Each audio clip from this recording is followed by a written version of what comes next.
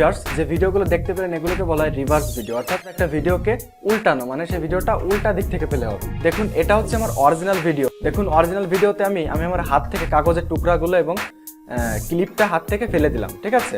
সেই অরিজিনাল ভিডিওটাকে আমি রিভার্স করে দিয়েছি, মানে উল্টিয়ে দিয়েছি, যাতে মনে হচ্ছে যে ওই কাগজগুলো এবং ক্লিপটা আমার হাত থেকে পড়েনি, বরং মনে হচ্ছে উল্টা উঠে আমার হাতে চলে আসছে। তো এটা দেখে কিন্তু মনে হচ্ছে এক প্রকার ম্যাজিক, কিন্তু এটা কিন্তু আসলে আমি ভিডিও রিভার্স করার মাধ্যমে তৈরি করেছি।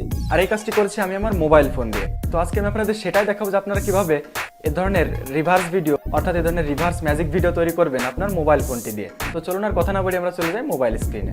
তো এর জন্য একটি অ্যাপসের প্রয়োজন হবে। অ্যাপসটি ইনস্টল করার জন্য আপনারা প্লে স্টোরে যাবেন। প্লে স্টোরে এসে এখানে সার্চ করবেন রিভার্স লেখে।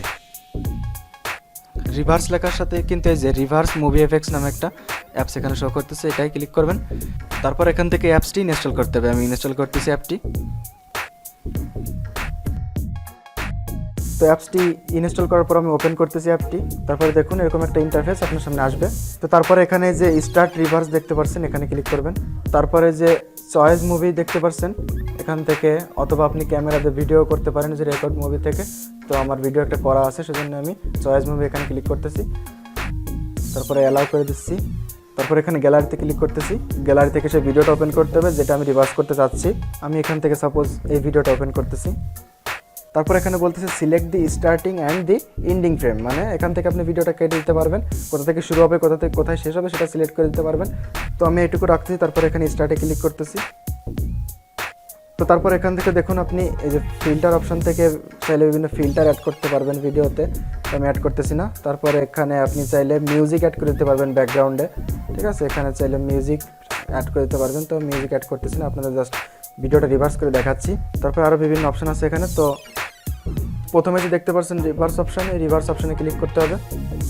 তারপর নিচে যে দেখতে পাচ্ছেন স্টার্ট রিভার্সিং, স্টার্ট রিভার্সে ক্লিক করব।